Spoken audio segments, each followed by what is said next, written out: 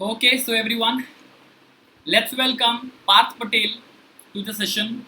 Parth, I would like कि आप अपने कैमरे को बेटा चालू करो और सो दैट सारे बच्चे आपको देख सकें.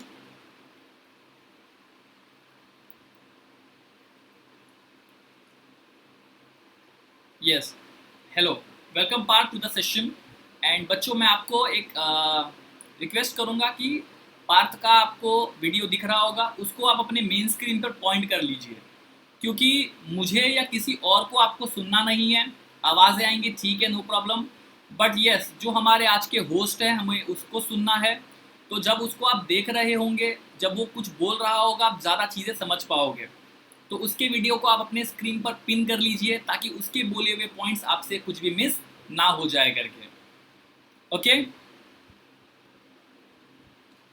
सो first of all Parth, I would like करके कि आप एएस ट्यूटोरियल्स में कौन से एकेडमिक सेशंस में थे उसके बारे में ज़रा बाकी स्टूडेंट्स को बताएं, और अपना स्कोर किया हुआ परसेंटाइल बाकी लोगों के साथ एक बार वर्बली शेयर करें. इस ट्यूटोरियल के साथ काफी टाइम से था और मैंने अपना 9th I think 10th 11th और 12th तीनों एकेडमिक ईयर्स वहीं पे बिताए. और 2018 में शायद मेरा सिलेक्शन हुआ था. और जब मेरा मतलब सिलेक्शन हुआ तब परसेंटाइल सिस्टम नहीं था, बट मेरी जो रैंक थी वो जनरल कैटेगरी में 40,000 थी and in OBC category it was around 10,000. Okay, that's it sir. So 40,000 rank और जनरल अपने ओबीसी कैटेगरी में लाने के बाद रैंक ऐसा आपने को लगा था करके कि मेरा सिलेक्शन तो यार पॉसिबल ही नहीं है ये पर्टिकुलर रैंक्स के अंदर. एक्चुअली सर सिलेक्शन डिपेंड करता है अपनी चॉइस पे कि हमें क्या चाहिए. तो जो मतलब मेरा जो गोल था उसके हिसाब से वो रैंक थोड़ी पीछे थी. उसमें मिल सिलेक्शन तो हो जाता कहीं ना कहीं, मगर फिर अच्छी ब्रांच और अच्छी इंस्टीट्यूट दोनों का कॉम्बिनेशन नहीं मिलता. मतलब सिलेक्शन तो हो जाएगा, आपको कॉलेज भी मिल जाएगा, एक अच्छी जो मतलब कॉलेज मतलब अच्छी प्लेसमेंट वाला कॉलेज मिल जाए जहाँ पे अगर आप मेहनत करोगे तो आपको प्लेसमेंट अच्छी गारंटीड है फिर अगर मेहनत किया तो. बट मुझे मतलब ब्रांच भी सही चाहिए थी, लाइक टॉप 3 इलेक्ट्रिकल, एसी और सीएस में. तो इसलिए मुझे और ज़्यादा और अच्छी रैंक चाहिए उसके बाद. ओके, सो एवरीवन, पार्थ, यहाँ पर हमारे पास तीन टाइप्स के स्टूडेंट एक्चुअली ज्वाइन किए हैं. It's three types. एक टाइप के स्टूडेंट्स ऐसे हैं जो इस वक्त करंटली 12 का बोर्ड्स देने वाले थे, लेकिन बोर्ड्स के एग्जामिनेशंस हो नहीं पाए, उनके जेई के लास्ट के 2 अटेम्प्ट्स हो नहीं पाए, ठीक है, और ना ही उनके पास कोई तरीके के डेट्स है कि कब वो एग्जामिनेशंस होंगे. और वी ऑल्सो हैव स्टूडेंट्स जो जेई एग्जामिनेशन 2022 में अपीयर करेंगे, and we also have students जो जेडबल एग्जामिनेशन 2023 में भी अपीयर करेंगे. Okay, so we have three types of students who have joined the session. सबसे पहले पार्ट में आपको रिक्वेस्ट करूंगा करके कि जो 2021 के स्टूडेंट्स हैं, जिनका ना ही तो बोर्ड एग्जामिनेशन हुआ और पहले 2 अटेम्प्ट्स के लिए उनके पास ज़्यादा समय भी नहीं था, तो आपको क्या लगता है करके कि अब जो उनके पास टाइम है, is it possible for them कि वो कोई एनआईटी क्रैक कर सके या ट्रिपल आईटी क्रैक कर सके स्टिल जो टाइम उनके पास बचा हुआ है? Yes sir, actually it is very much possible. It is more probable than we would think. हमें जितना लगता है उससे वो काफी ज्यादा है उसके चांसेस, बिकॉज अगर हम थोड़े से पेपर्स एनालाइज करें पिछले कुछ सालों के तो हमें अगर कोई भी एनआईटी क्रैक करनी है तो बेसिकली 95 से ऊपर हमें परसेंटाइल आने चाहिए. तो अगर आप 300 मार्क्स का पेपर है अगर, और उसमें से आप 100 नंबर भी ले आते हो तो आपके आराम से 95 के ऊपर परसेंटाइल आ जाती है. It's really very easy. हमें बस कुछ इम्पोर्टेंट चीजें जो है वो ग्रेस्प करनी आनी चाहिए, जैसे कुछ इम्पोर्टेंट टॉपिक्स है, कुछ इम्पोर्टेंट सब्जेक्ट्स है. Important subject in the sense like जो पर इंडिविजुअल जो उसका स्ट्रॉन्ग सब्जेक्ट है. जैसे इन माय टाइम मेरा सब्जेक्ट था physics. I was very confident in physics. और फिर वो फिजिक्स मुझे पूरा आता था, तो बाकी के दोनों में मैंने जो मेन टॉपिक्स है जिनमें से मतलब 2 या 3 सवाल हर बार आते ही थे, वो मैंने बहुत अच्छे से प्रिपेयर कर लिए थे। और उसमें बहुत ज़्यादा टाइम नहीं चाहिए, बस दिन का 1 घंटा पर सब्जेक्ट चाहिए बस। तो दिन में 3 घंटे निकाल सकते हैं, और अगर वो 3 घंटे मीनिंगफुली यूज कर सकते हैं तो it is very much possible to crack any NIT। Thank you so much Parth. Students, ये बात पॉइंट कर लेना है आप लोगों को भी कि अगर हमको परसेंटाइल स्कोर पे जाना है और आज की डेट में एक अच्छे ब्रांच को पाने के लिए, NIT को पाने के लिए आप अगर 95 परसेंटाइल अबव क्रैक करना चाहते हो, तो जैसे पार्थ ने कहा कि 300 मार्क्स का पेपर है और 300 मार्क्स के पेपर में अगर 100 मार्क्स भी आपको आते हैं, आई रिपीट अगेन, अगर आपके JEE मेंस में 100 मार्क्स भी होते हैं तो आपका परसेंटाइल जाने के चांसेस 95 एंड अबव के 100% है। It will go ahead. मतलब अगर आप 100 मार्क्स के पॉजिटिव नंबर्स में होते हो और ऊपर नंबर्स में होते हो तो आपके परसेंटाइल और बेटर हो सकते हैं बच्चों।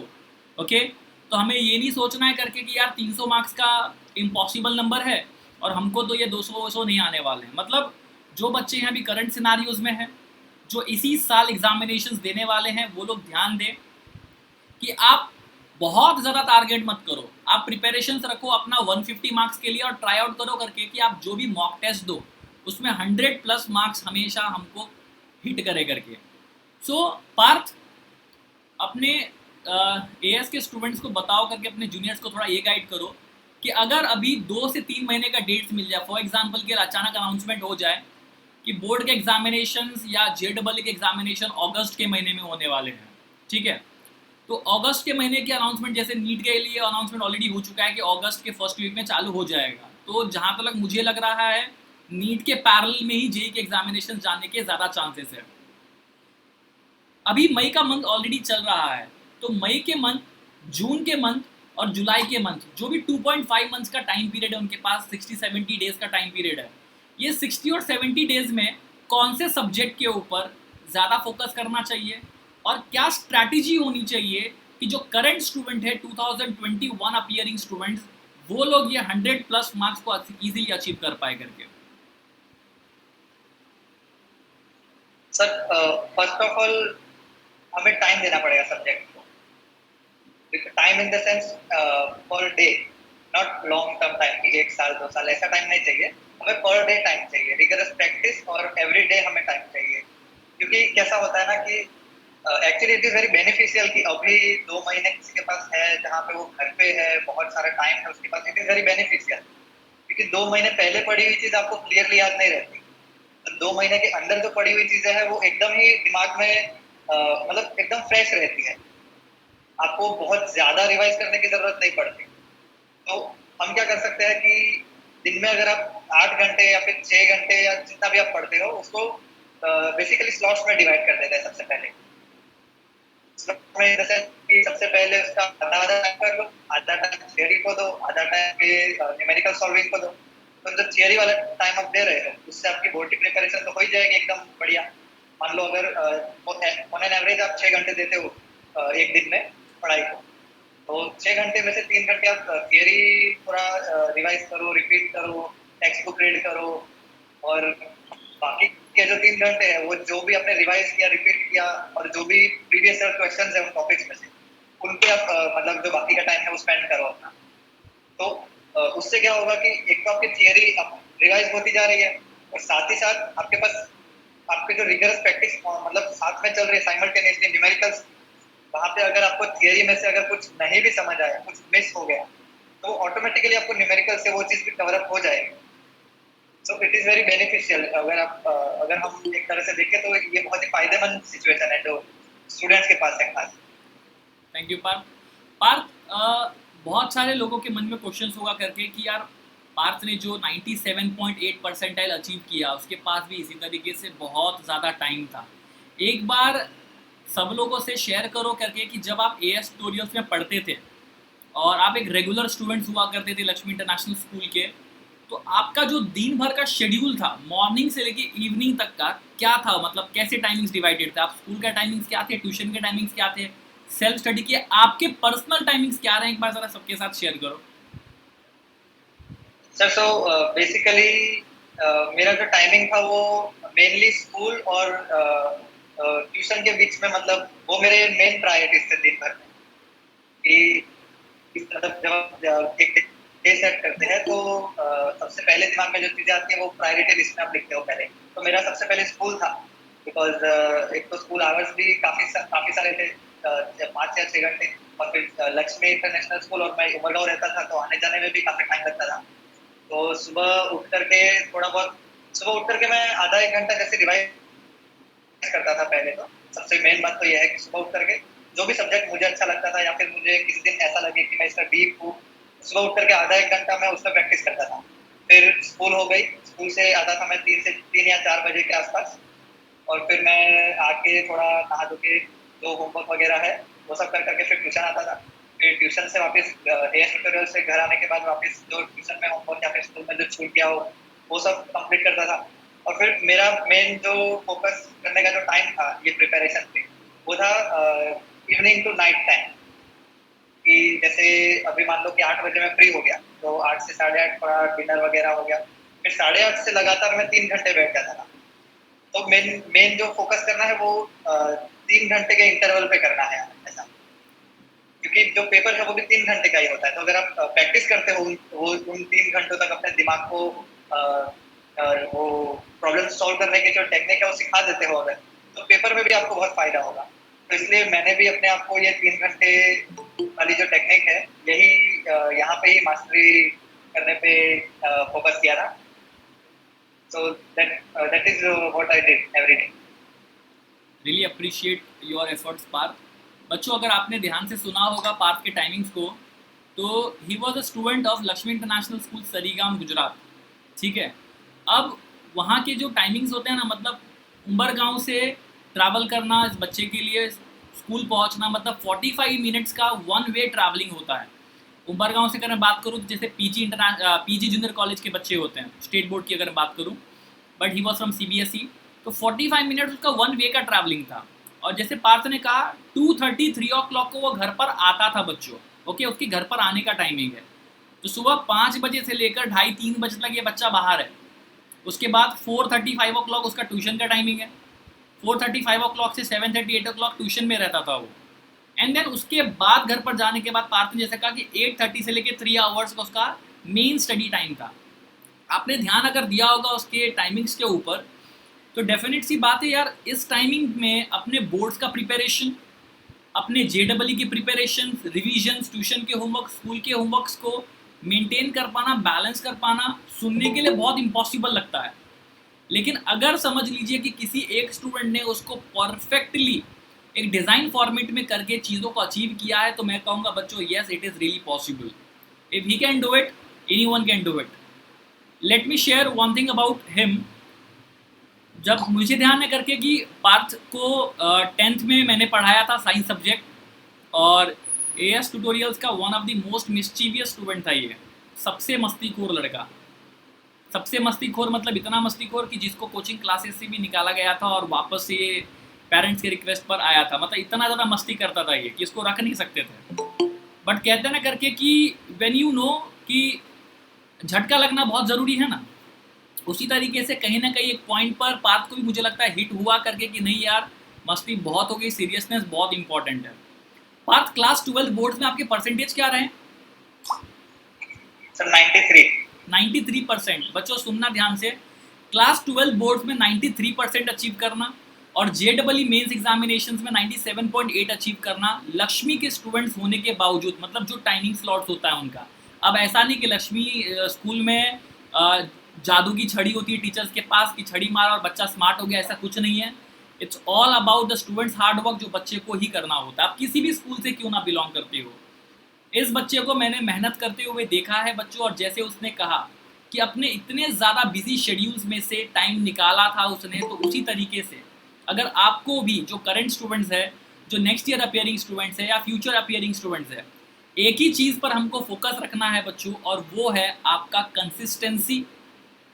बीच में मिला हुआ समय, दो काम के बीच में मिला हुआ समय, चाहे वो स्कूल और ट्यूशन्स के बीच में हो, सुबह उठने के बाद का और स्कूल के बीच का समय हो, या हर एक समय को उसने यूटिलाइज किया। और यूटिलाइज करने का नतीजा क्या मिला आपको मालूम है। एक छोटा सा इंसिडेंट शेयर करूंगा। पार्थ को 10th में भी ठीक ठाक परसेंटेज आए थे, 9.8 CGPA आया था Parth, I still remember. yes sir 9.8 9.8 CGPA के साथ इस बच्चे ने ज्ञान केंद्र स्कूल से अपना 10th क्लियर किया था, और मुझे ध्यान है इसके पापा ने इसको बहुत अच्छा मोबाइल फ़ोन दिलाया था उस टाइम पर, मोटोरोला का। And he literally came to me showing me the phone करके, सर देखो मेरे पापा ने फ़ोन दिलाया करके। एंड मैं उस दिन दंगल के आमिर खान जैसा थोड़ा सा स्ट्रिक्ट था कि बेटा ये फ़ोन जितना इस्तेमाल करना है आज कर ले, कल से इसको वापस से रख देने का, क्योंकि नेक्स्ट 2 साल अपने को फ़ोन नहीं, अपने को पूरा फोकस अपनी पढ़ाई पर करने का। मगर जैसे दंगल पिक्चर में उसकी बेटी ने सुना था ना आमिर खान को, उसी तरीके से पार्थ ने भी सुना था मेरी उस बात को करके, कि अगर सर ने बोला है मतलब कुछ सही के लिए ही बोला होगा। उस पूरे 2 साल में मैंने पार्थ को फ़ोन इस्तेमाल करते हुए एक ही टाइम पर देखा था, पिकनिक जाने के टाइम पर, कि पिकनिक जा रहा हूँ तो फ़ोन लेकर जा रहा हूँ ताकि कुछ फ़ोटोज़ खींचूँगा।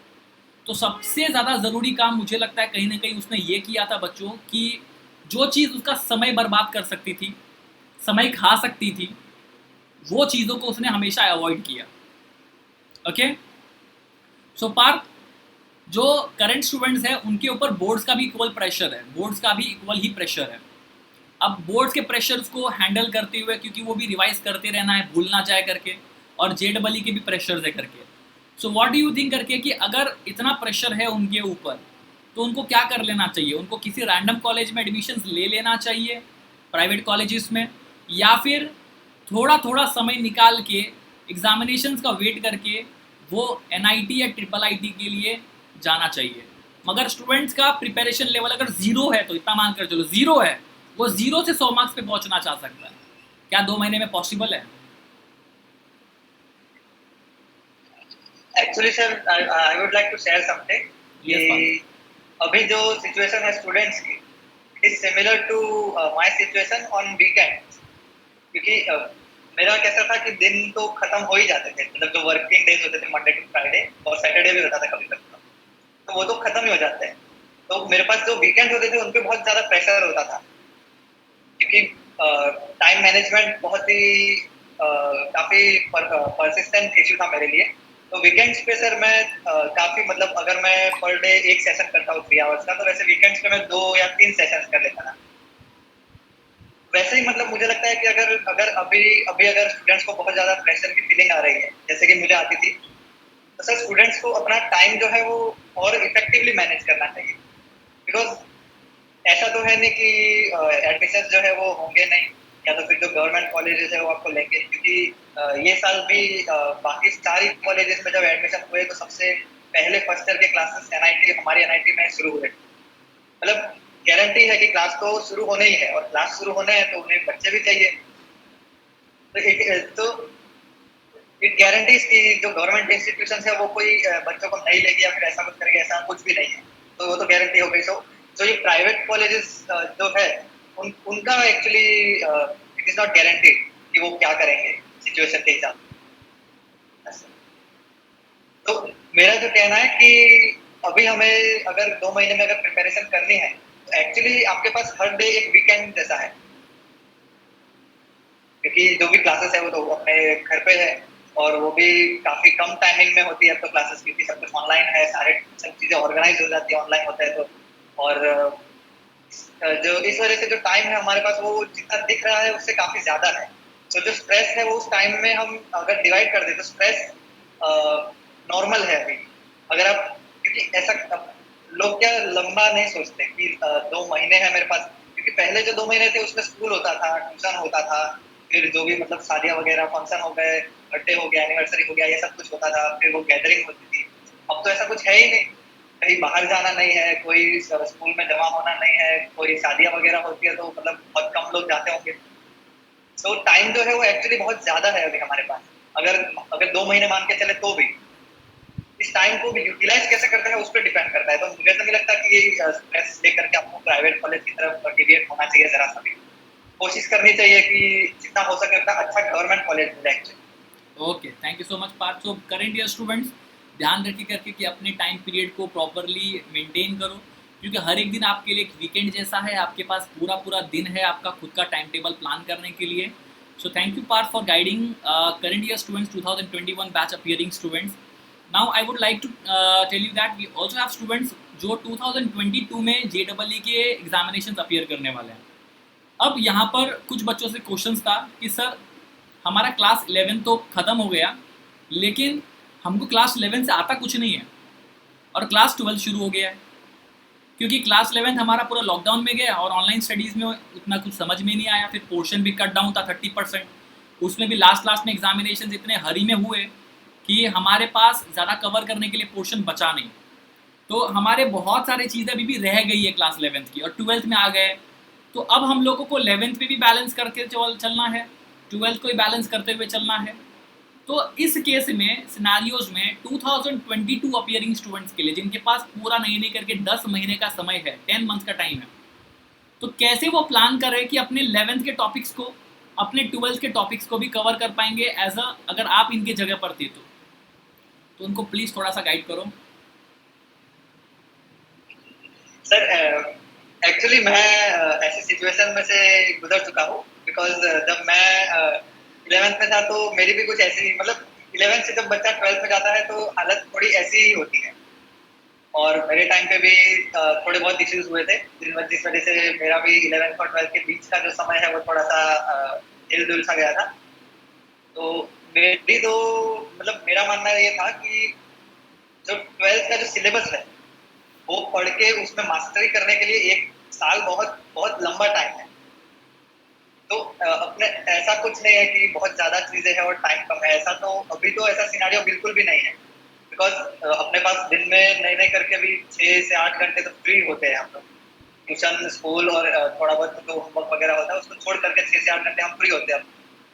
तो 11th का जो सिलेबस है वो मैंने कैसे किया था कि दिन में मतलब जब मैं फ्री होता हूँ तो 1 आध घंटा जो 11th के टेक्स्ट बुक्स हैं, 11th की जो फिर मेरे पास अभी तो पता नहीं वो यूज़ करता है या नहीं, पर वो गाइड्स होती थी, क्वेश्चन बैंक्स होती थी, और जो मतलब सब्जेक्ट वाइज क्वेश्चन बैंक्स होती थी। सब्जेक्ट में मतलब जैसे कि फिजिक्स हो गया तो उसमें मैथमेटिक्स का एक चैप्टर होता था, उसमें जो प्रीवियस ईयर सवाल आए वो सब। तो दिन में अगर आप 1 या 2 घंटे भी दे दो अगर 11th के सिलेबस को इस तरह से कि थियरी एक बार रिवाइज कर लो, ऐसे क्वेश्चंस कर लो, और फिर काफ़ी सारे रिकॉर्डेड लेक्चर्स भी अब तो अवेलेबल होंगे स्टूडेंट्स को, क्योंकि मटेरियल की तो कोई कमी है ही नहीं। ऑनलाइन बोलो या फिर मतलब ट्यूशन क्लासेस में बोलो तो मटेरियल की तो कोई कमी नहीं है। तो जो अभी अपने को बस टाइम देना है उस चीज़ को। 11th का सिलेबस भी हम कर सकते हैं और 12th का भी सिलेबस कर सकते हैं पूरा। और एक्चुअली अगर दोनों साथ में करें तो और भी बेनिफिट होगा, क्योंकि कुछ चीज़ें इंटर रिलेटेड होती है 11th और 12th, तो वो भी साथ में हमें समझ में आएगी, तो it is very beneficial. So 2022 appearing students को एवरेज दिन भर में कितना आवर्स कौन से सब्जेक्ट को देना चाहिए आपके हिसाब से, और कौन सा सब्जेक्ट में से स्कोर करना ज़्यादा आसान होता है कंपैरेटिवली, एक सीक्वेंस वाइज? अगर हम 3 सब्जेक्ट देखें, फिजिक्स है, केमिस्ट्री है, मैथमेटिक्स है, तो कुछ लोगों का फिजिक्स स्ट्रॉन्ग है जैसे आपका था, कुछ लोगों का केमिस्ट्री इंटरेस्टिंग होता है, कुछ लोगों को मैथमेटिक्स में बहुत इंटरेस्ट होता है। तो अगर एक अपीयरिंग स्टूडेंट्स के पॉइंट ऑफ व्यू से देखेंगे तो कौन सा सब्जेक्ट जो है वो ज़्यादा टाइम कंज्यूमिंग है पढ़ने के लिए, और कौन सा सब्जेक्ट ज़्यादा टाइम कंज्यूमिंग है वाइल क्वेश्चंस अटेम्प्टिंग, इसके ऊपर क्या बोलोगे? मतलब हम लोग इंडिविजुअल सब्जेक्ट को सबसे पहले तो कितने आवर्स दें, ठीक है, और एग्जामिनेशन पॉइंट ऑफ व्यू से कैसे फोकस चले एवरेज हर एक दिन, क्या तीनों सब्जेक्ट रोज पढ़ना है या एक दिन में एक सब्जेक्ट पढ़ा तो भी चलेगा करके? सर ऐसा तो ये तो बिल्कुल ही गलत बात है कि एक दिन में अगर एक सब्जेक्ट पढ़ोगे तो चलेगा, ये नहीं होता है। क्योंकि फिर कैसा होगा कि जो सब्जेक्ट आज नहीं पढ़ा वो फिर मतलब 3 सब्जेक्ट है टोटल, और मान लो 3 दिन का गैप है आपके पास, तो आज मान लो मैथ्स पढ़ा, कल केमिस्ट्री पढ़ा, तीसरे दिन जब आप फिजिक्स पढ़ोगे तो 2 दिन पहले पढ़ा हुआ फिजिक्स जो है वो आप रिलेट नहीं कर पाओगे फिर उससे। तो ये तो बिल्कुल ही गलत बात हो गई कि एक दिन में एक ही सब्जेक्ट पढ़ना है, या फिर जो भी मतलब आप कह रहे हो, तो वो तो बिल्कुल ही गलत बात हो गई।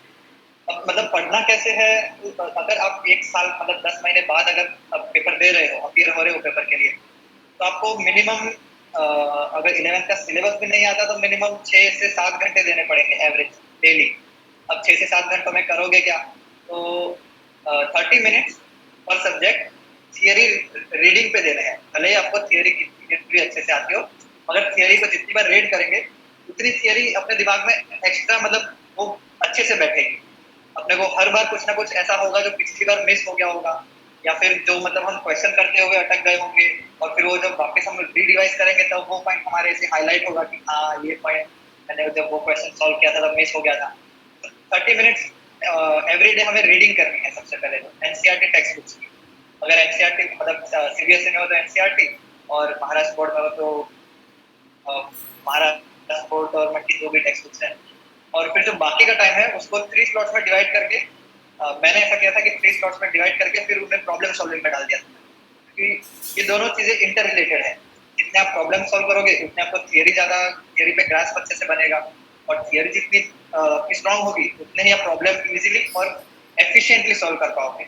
मतलब एफिशिएंटली यहाँ पे बहुत ज्यादा इंपॉर्टेंट है, बिकॉज जब सॉल्विंग की बात आती है तो काफी सारे सब्जेक्ट्स जैसे भी काफी सारे चैप्टर्स एक्चुअली, जैसे मैथ्स में काफी सारे चैप्टर्स हैं जिनमें अगर आपका प्रॉब्लम सॉल्व हो रहा है तो वो जल्दी हो जाएगा, और अगर नहीं आ रहा तो फिर उसमें टाइम बहुत ज्यादा स्पेंड करने की कोई बेनिफिट नहीं है, ऐसी कोई प्रॉब्लम है। तो इसलिए आपको एफिशिएंटली सॉल्व करना है कि जैसे कि अगर मैं बैठा हूँ 1 घंटे के लिए, तो ऑन एन एवरेज मुझे 1 घंटे में 30 क्वेश्चन लेके बैठ कितने रॉन्ग है, और हमेशा जो रॉन्ग क्वेश्चन है उसकी एक नोटबुक सी बना लेनी है, और उसमें जो रॉन्ग क्वेश्चन एक बार रॉन्ग हो गया वो लिख लेना है, ये मेरे से एक बार गलती हो चुकी है, ताकि इससे क्या होगा कि आपका जहाँ भी नेक्स्ट टेस्ट होगा, जो भी आपका नेक्स्ट मेंस या जिसका भी अटेम्प्ट होगा नेक्स्ट, उसके पहले आप बुक खोल के देख सकते हो कि मैंने पहले यहाँ पे गलती करी हुई है, इसको मैंने ऐसे करके सुधारा है, इसका सोल्यूशन ऐसे आता है। तो उससे क्या होता है कि आप वो मिस्टेक हर बार नहीं दोहराओ। कुछ मिस्टेक्स हैं ऐसी जो मतलब लोग दोहराते हैं, मैंने भी काफी सारी मिस्टेक्स ऐसी दोहराई हुई, मगर इसका बेनिफिट ये होगा कि जब आप लिखते हो मिस्टेक्स को तो वो चीजें आपके दिमाग में बैठ जाती है कि मैंने पिछली बार ये गलती की थी और आगे से मुझे ध्यान रखना है। और और जो स्कोरिंग सब्जेक्ट्स हैं वो डिपेंड करते हैं पर्सनल टेस्ट पे कि आप कितना सॉल्व कर पाते हो, इस पे नहीं कि आपको मतलब इंटरेस्ट किसमें सबसे ज्यादा है, बट आप किसमें सबसे ज्यादा सॉल्व कर पाते हो। क्योंकि क्या होता है कभी कभी कि आपको इंटरेस्ट किसी और सब्जेक्ट में हो, और कोई और सब्जेक्ट ऐसा हो जो कि आपके लिए इजियर हो, उसमें आप प्रॉब्लम निकाल सकते हो एफिशिएंटली 1 घंटे में। तो आपको अगर वो आपका स्ट्रॉन्ग सब्जेक्ट है, फिर आपको इंटरेस्ट किसी आप अपने इंटरेस्ट वाले को भी स्ट्रॉन्ग बना सकते हो। अगर आपका स्ट्रॉन्ग सब्जेक्ट जो है वो आपको पता होना चाहिए, ताकि उससे आप जब पेपर सॉल्व करना स्टार्ट करो, या फिर अगर आप उससे अपनी प्रिपरेशन या तो फिर आप पर डे अपना जो टाइम निकालना है उससे जब स्टार्ट करोगे तो आप में अपने आप कॉन्फिडेंस बिल्डअप होगा कि हाँ ये तो मैंने पढ़ा हुआ है, ये तो अच्छे से सॉल्व हो रहा है, और जब प्रॉब्लम सॉल्व होती है तो अपने आप अंदर से मोटिवेशन आएगी। सो लाइक फॉर मेरे लिए वो फिजिक्स था, तो मैं हमेशा अगर होमवर्क हो या फिर मुझे सॉल्व करना हो या फिर थियरी रिवाइज करनी हो, तो मैं हमेशा फिजिक्स से शुरू करता था, बिकॉज वो मुझे अगर वो मेरा हो जाता था तो मुझे अच्छी सी मोटिवेशन मिलती थी अगले सब्जेक्ट में जाने की। और रही बात टाइम देने की, तो टाइम मुझे थियरी में सबसे ज़्यादा टाइम जो एवरेज स्टूडेंट है वो केमिस्ट्री में देगा, क्योंकि उसमें बहुत लंबी चौड़ी थियरी है, ढेर सारे कंसेप्ट है, बहुत सारे एक्सेप्शन है। जो थियरी में जो टाइम जाएगा रीडिंग का वो केमिस्ट्री में सबसे ज़्यादा जाएगा, और जो प्रॉब्लम सॉल्विंग में जो टाइम जाएगा वो सबसे ज़्यादा मैथ्स में जाएगा, बिकॉज मैथ्स में थियरी कम होती है मगर प्रॉब्लम उन थियरी को मर्ज करके ढेर सारे कंसेप्ट ऑफ प्रॉब्लम्स बन जाते हैं। ओके पार्थ, बच्चों ध्यान देना, अगर जो पार्थ ने कहा करके कि पर्सनल टेस्ट आपका अलग अलग हो सकता है, किसी का फिजिक्स, किसी का केमिस्ट्री, किसी का मैथमेटिक्स, लेकिन personal test towards the subject it's a different thing, और क्वेश्चन सॉल्व कर पाना इट्स अ डिफरेंट थिंग। क्योंकि केमिस्ट्री में आपको हो सकता है करके कि ऑर्गेनिक पसंद हो लेकिन फिजिकल आपसे सॉल्व नहीं होता है, फिजिकल पसंद हो ऑर्गेनिक आपसे सॉल्व नहीं होता है, आपसे इनऑर्गेनिक सॉल्व नहीं होता है। हमें पता नहीं करके कि हमारा वीकनेस पॉइंट्स क्या है। ये कैसे मालूम पड़ेगा कि जब आप क्वेश्चन सॉल्व करोगे तो आपको मालूम पड़ेंगे कि आप एप्लीकेशन बेस्ड क्वेश्चन सॉल्व कर पाती हो कि नहीं कर पाती हो, आप थियोरिटिकल बेस्ड क्वेश्चन सॉल्व कर पाती हो कि नहीं कर पाती हो। इससे ये भी कॉन्फिडेंस आता है कि थियोरी ज़्यादा वीक है या एप्लीकेशन ज़्यादा वीक है। तो पार्थ का जो सजेशन था उस पर ध्यान देना एक बार, कि एटलीस्ट 30 मिनट्स रीडिंग होना चाहिए एक इंडिविजुअल सब्जेक्ट को। मैथमेटिक्स में थियरी नहीं है तो वहाँ पर आप डायरेक्टली फॉर्मूला तो उठा के कंसेप्ट को मेमोराइज करके सीधा सॉल्विंग शुरू कर सकती हो। लेकिन फिजिक्स में थोड़ा थियरी है, केमिस्ट्री में तो बहुत ही ज़्यादा थियरी है, इनऑर्गेनिक पूरा थियरी है, एक्सेप्शन से भरा हुआ है, और एक्सेप्शन के ऊपर 1 से 2 क्वेश्चन आप एक्सपेक्ट कर सकते हो। लेकिन पार्थ, आपको क्या लगता है करके कि पूरा का पूरा पढ़ने से अच्छा कुछ ऐसे इंपॉर्टेंट टॉपिक्स है जिसके ऊपर अगर फोकस किया जाए, तो एक बच्चा 95 एंड अबव परसेंटाइल 50% पोर्शन को भी कवर करके स्कोर कर सकता है। क्या ऐसा कोई स्ट्रैटेजी है आपके पास? क्योंकि सब लोगों का देखो माइंडसेट एक जैसा नहीं है कि पूरा पोर्शन कवर कर पाए। कुछ लोग 50% कर सकते हैं, कुछ लोग 60% कर सकते हैं, लेकिन उतना करने के बावजूद भी एक अच्छा कॉलेज चाहिए। तो एक सब्जेक्ट का टॉपिक वाइज आपका स्ट्रैटेजी आपको क्या लगता है कि कैसा होना चाहिए आज की डेट में, ताकि वो एक एनआईटी को अच्छे से क्रैक कर सके?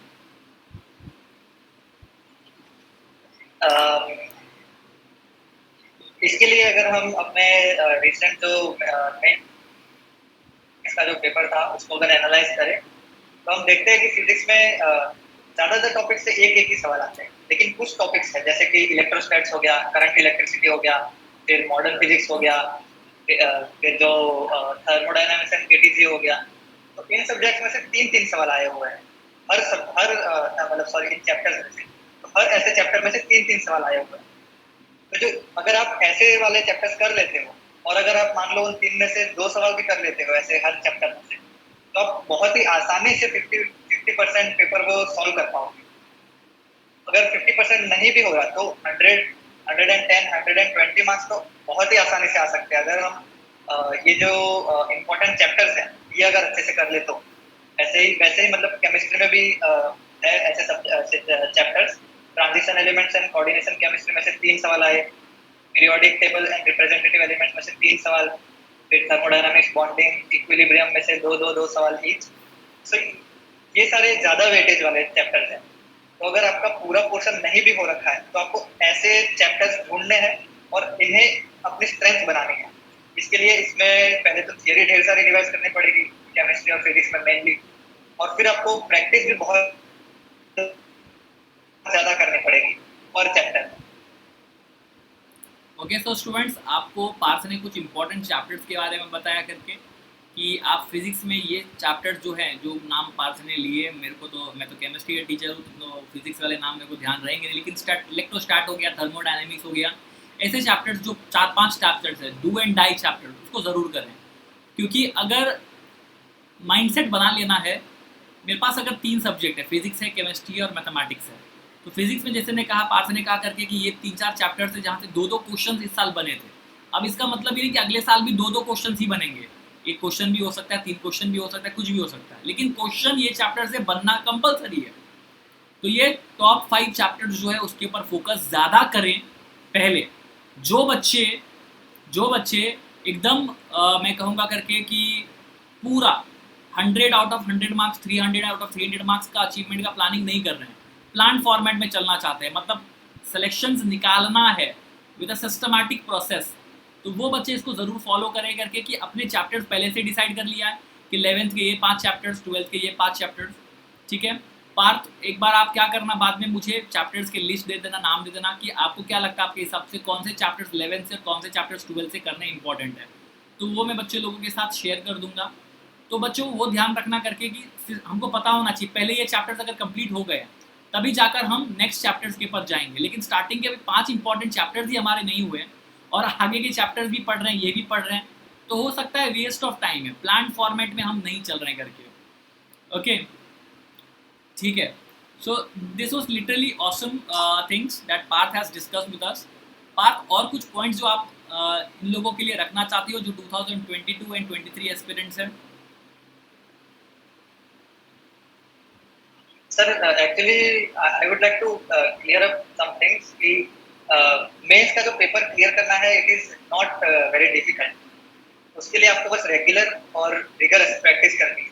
आपको हर रोज का 3 से 5 घंटे का टाइम देना है और उन 3 से 5 घंटों को मीनिंगफुल बनाना है बस।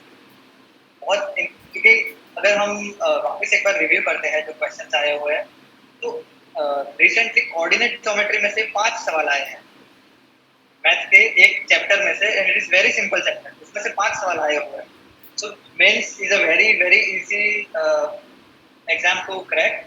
It is competitive, but to crack it we only need to get above 90%, which is not at all difficult. So take it easy and it will happen if you try hard enough. अच्छा पार्थ, अगर कोई बच्चा JEE advanced के लिए सोच रहा हो कि मुझे next year JEE advance qualify करना है, तो जो टाइमिंग्स आपने दिया, जो स्ट्रैटेजीज आपने दिया, क्या सिर्फ अगर इसी को कंटिन्यू किया तो मेंस और एडवांस दोनों हो जाएगा, या एडवांस के लिए और ज़्यादा एफर्ट्स डालने की ज़रूरत है? Sir actually advance is like an extreme, कि एक साइड आपके बोर्ड बोर्ड के पेपर्स आ जाते हैं, मिडल में मेंस का पेपर आ जाता है, और फिर उसकी ऑपोजिट साइड, बोर्ड्स की ऑपोजिट साइड में एडवांस का पेपर आता है, because advance is extremely application based.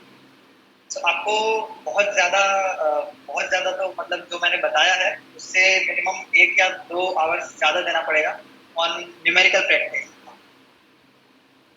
क्योंकि एप्लीकेशन बेस्ड सवाल तो हम तभी सॉल्व कर पाएंगे जब हमने पहले वो प्रैक्टिस किया होगा, वो कंसेप्ट प्रैक्टिस किया होगा। सवाल तो वो तो कोई ऐसे प्रेडिक्ट नहीं कर सकता, बट एडवांस के लिए हमें बहुत रिगरस प्रॉब्लम सॉल्विंग प्रैक्टिस और under pressure problem solving practice करनी पड़ेगी।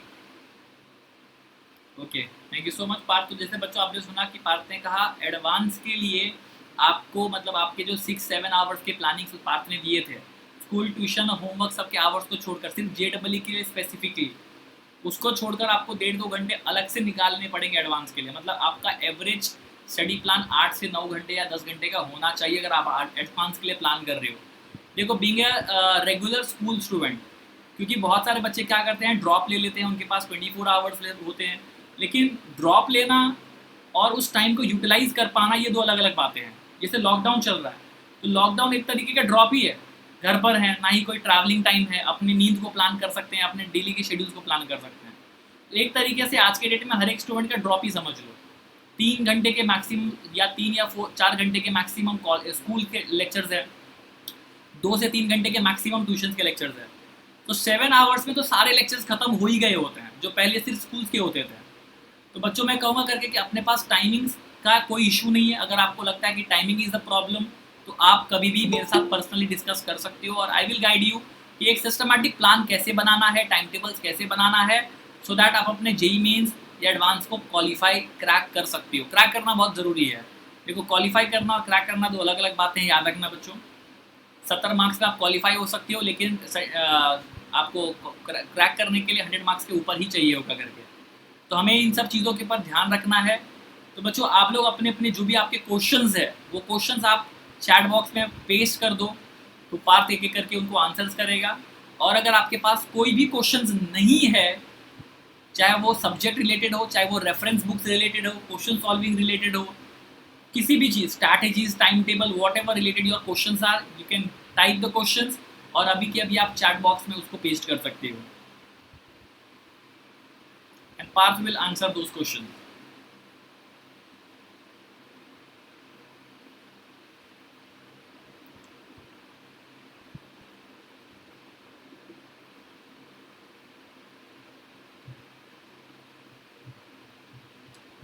पार्थ, शिवांग का सवाल है कि आपने JEE एडवांस दिया था और कैसा रहा आपका हाँ एक्सपीरियंस? सर, एक्चुअली मैंने JEE एडवांस 2 बार दिया था और एक्सपीरियंस वाज गुड, बट मेरा एक्चुअली मैथ्स थोड़ा वीक सब्जेक्ट है, तो फर्स्ट टाइम तो मैं केमिस्ट्री में नंबर नहीं आया मेरे, बट सेकंड टाइम फिर दोनों फिजिक्स और केमिस्ट्री में अच्छे नंबर थे, क्वालिफाई ना मिला है, अगर फिर मैथ्स में पीछे रह गए number.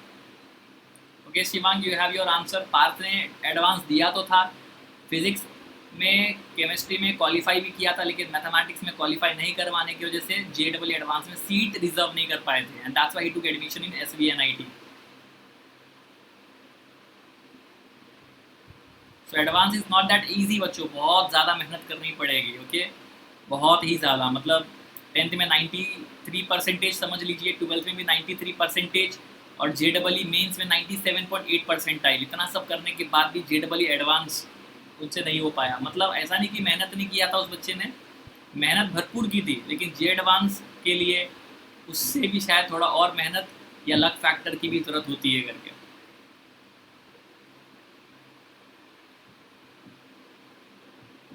Partha, you have another question. NCERT को छोड़कर और कौन से बुक्स थे जो आपने प्रेफर किए थे?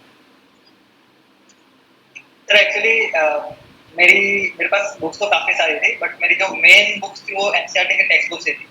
लेकिन NCERT टेक्स्ट बुक्स को छोड़कर अगर कोई अदर इम्पोर्टेंट बुक्स की बात आए तो मेरा फेवरेट सब्जेक्ट था फिजिक्स, और तो मेरे लिए HCR में बहुत इम्पोर्टेंट बुक थी कि वो मेरी एक जैसे कॉन्फिडेंस बुक की तरह थी कि मैंने अगर उसे सॉल्व कर लिया तो मेरे अंदर कॉन्फिडेंस आ जाता था।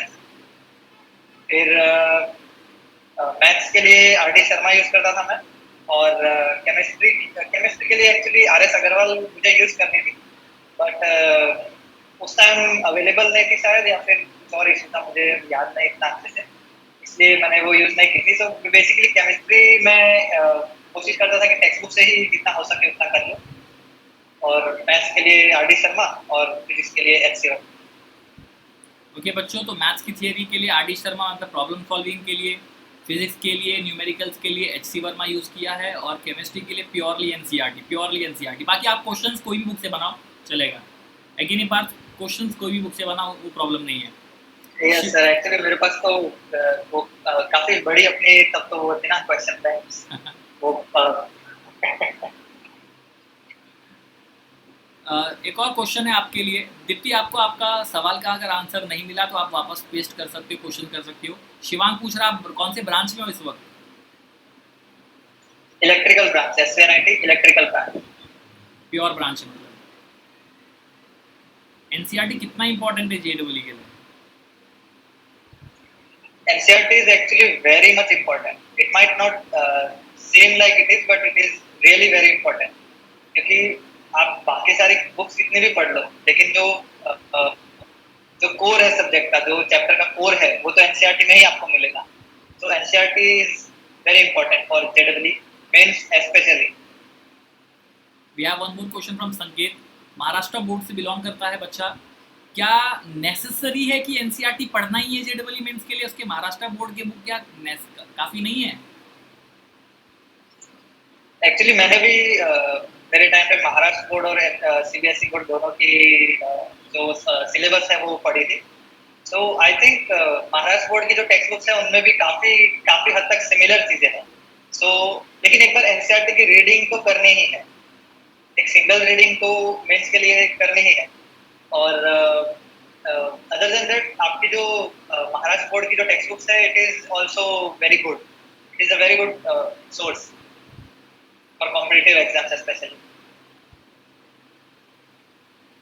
एनसीईआरटी कैसे पढ़ना है दीप्ति पूछ रही है आपको, कैसे अप्रोच करना है एनसीईआरटी सब्जेक्ट को?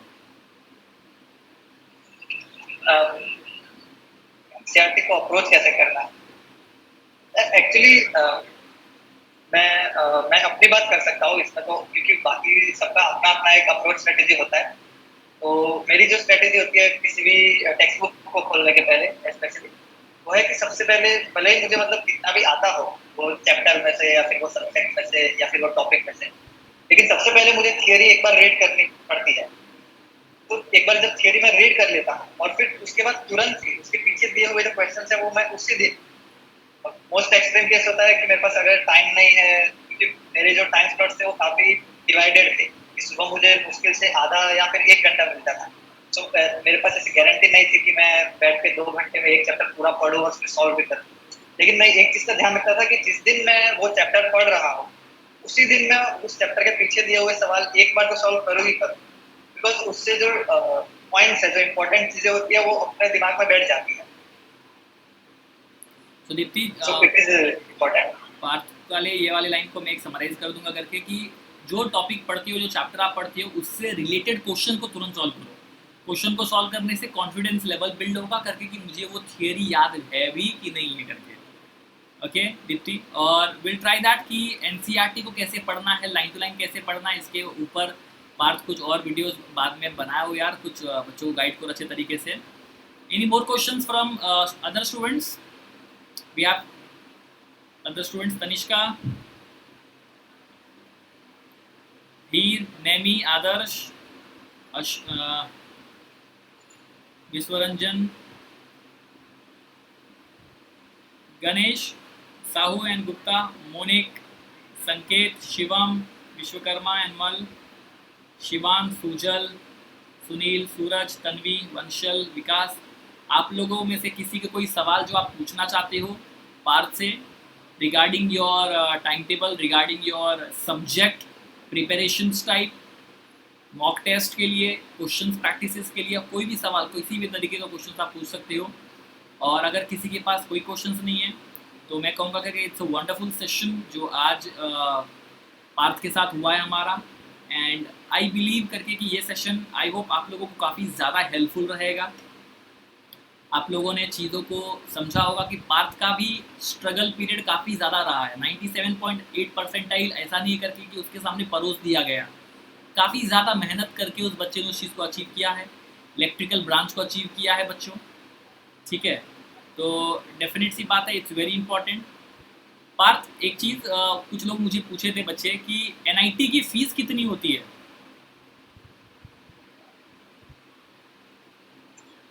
सर एक्चुअली एनआईटी की जो फीस है वो कंपैरेटिवली बहुत कम है। अगर आप किसी भी प्राइवेट कॉलेज या फिर ऐसी जगह में देखो तो एनआईटी की फीस बहुत कम है। लाइक पर सेमेस्टर मेरी जो एक्चुअल फी है वो 84,000, 84? और उसमें भी 84,000 पर सेमेस्टर। इट इज ये सबसे पहले तो पर सेमेस्टर जो फीस है वही कंपैरेटिवली बहुत कम है, और फिर उसमें भी काफ़ी सारे कंसेशंस मिलते हैं। जैसे कि मेरी 2/3 जो फी है वो मेरे को माफ है। सो लाइक मुझे 84 में से सिर्फ 21,000 देने पड़ते हैं पर semester tuition fee, and that's it. अभी तो घर पे है तो और भी अच्छा है कि मैथ्स फी है, हॉस्टल फी है, ये सब नहीं देनी पड़ती। सो और काफ़ी ऐसा भी नहीं है कि कुछ सिलेक्टेड लोगों को ही 2/3 फी जो है वो माफ होती है। काफ़ी सारे लोगों को माफ होती है, उसकी हर सेमेस्टर या फिर हर साल एक लिस्ट निकलती है, काफ़ी सारे लोगों को माफ होती है। तो जो एनआईटी की जो फीस स्ट्रक्चर है वो बहुत कम है, और उसमें बेनिफिट्स बहुत ज़्यादा है। अगर आप एनआईटी ही नहीं किसी भी गवर्नमेंट इंस्टीट्यूशन में अगर आप पढ़ना चाहते हो तो उसमें बेनिफिट्स बहुत ज़्यादा है, अपॉर्चुनिटीज ढेर सारी है, इंटर्नशिप्स है, प्लेसमेंट्स है, आपको चीज़ें बहुत ज़्यादा प्राइवेट कॉलेज के मुकाबले तो बहुत ही ज़्यादा सीखने मिलेगी। और फैकल्टी भी काफ़ी ज़्यादा एक्सपीरियंस है। लाइक उन्हें उनके सब्जेक्ट का पूरा नॉलेज होता है, लाइक क्योंकि वो खुद वहाँ पे पीएचडी टीचर्स होते हैं। So the fees is really negligible as compared to what we are getting from the institute. Thank you so much Parth. So I hope बच्चों आप लोगों ने सेशन से काफ़ी ज़्यादा नॉलेज लिया रहेगा। अगर एक बार आप लोगों को पूरा सेशन इंटरेस्टिंग लगा हो तो कमेंट में एक बार यस थम्स अप कर दीजिए। और thank you so much Parth, आप पार्थ को थैंक्स कर सकते हो for this session, and we will end up the session soon then. So everyone,